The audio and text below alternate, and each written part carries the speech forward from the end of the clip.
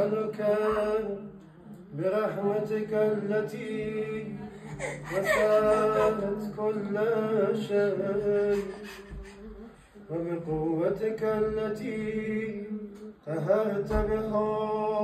كل شيء وخزع له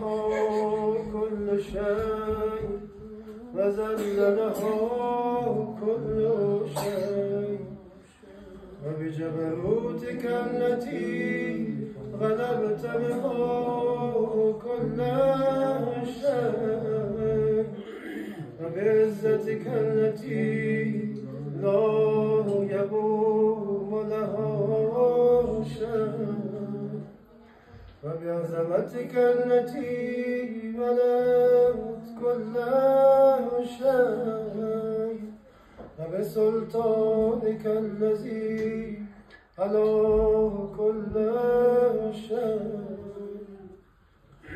وبوجهك الباقي بعد فناء كل شيء وبأسمائك التي ملأت أركان كل شيء وبعلمك الذي أحاط بكل شيء وبنور وجهك الذي أضاء له كل شيء يا نور يا قدوس يا نور يا قدوس يا نور يا أول الأولين ويا آخر الآخرين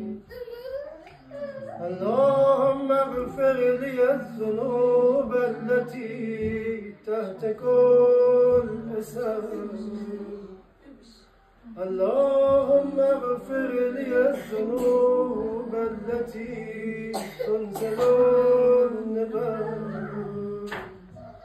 اللهم اغفر لي الذنوب التي تغير النهار اللهم اغفر لي الذنوب التي تحبس الدعاء اللهم اغفر لي الذنوب التي تنزل